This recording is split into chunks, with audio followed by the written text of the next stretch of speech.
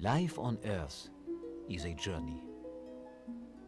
For me, the coming of the reign of Jesus Christ was at the heart of mine. My name is Henri Brun.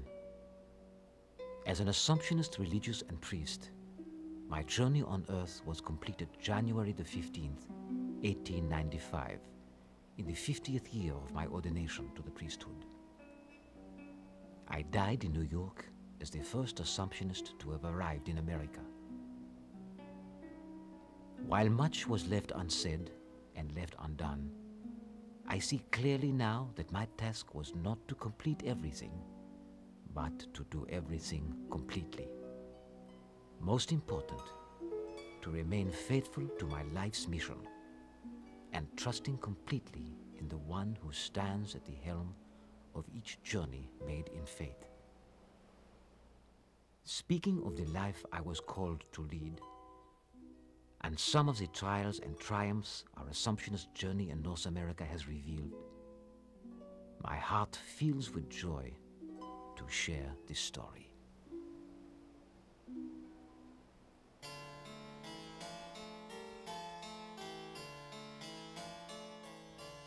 God's plan for the Assumptionists began in the person of Emmanuel Dalzon, a man of deep conviction, profound courage, and boundless energy. Confronting grave social turmoil and religious persecution in the wake of the French Revolution, Emmanuel Dalzon left the safe harbor of a privileged upbringing to become a priest. In his words, a soldier for Christ. As the revolution declared the rights of man, Father Dalzon fought for the rights of God. His vision was broad, to extend the kingdom of God through foreign missions, parish work, and education. Attracted by our founder's apostolic vision and his undaunted zeal for the kingdom, I became the first Assumptionist to take vows after him in 1850. Throughout the latter part of the 19th century, our ranks grew. Demands, however, forever outpaced us. In response, Father Dalzon wrote, "We are but 50. We must act like 1,000." This challenge of faith profoundly affected each Assumptionist privileged to know him. And through extensive writings, his words continue to inspire Assumptionists sent to the four corners of the world.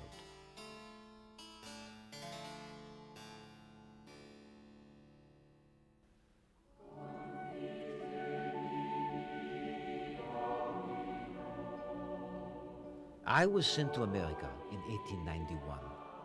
It was my last assignment, but the first for many Assumptionists who would follow. Alone from the start, I appealed to my superior, Father Picard, to send a few more Assumptionists so that we might form a small community and begin a broad range of apostolic works. Perhaps it took my death to obtain a response, for 10 months later, in October 1895, the first community in America was formed. Within a few years, and more than a few trials, the broad vision of Father Dalzon took root. Of particular note, Father Thomas Darbois founded a parish committed to the Hispanic population of New York City in 1902. And during the next century, nearly 100 Assumptionists have shared in our Hispanic apostolate, which continues at the same location. This commitment is also evident in Mexico, where the North American province established a mission in the 1940s. Here, in addition to parish and social programs, we have a house of formation where young men prepare for religious life. In keeping with Father Dalzon's mission for education, Father Darbois also pioneered the founding of a small school situated in a residential home in Worcester, Massachusetts. Before long, the school evolved into a high school and then a college. Over the years, buildings were enlarged and the campus expanded to meet a growing demand for an Assumption education. And the ranks of Assumptionists grew as students aspired to our way of life. At a time of great prosperity in the school's history, its survival was challenged when a powerful tornado swept through the campus, even claiming the life of an Assumptionist. Faith that God stood with us, even through the storm, gave us the courage to look forward. Through the generosity of countless benefactors, the ruins were repaired, and the college, rebuilt at another location, continues to prosper. In addition to teaching, Assumptionists in North America work to bring the kingdom into the world through preaching, counseling, and consoling, in parishes and publishing houses, in hospitals, or on the street. It has been 100 years since my life's journey ended in America.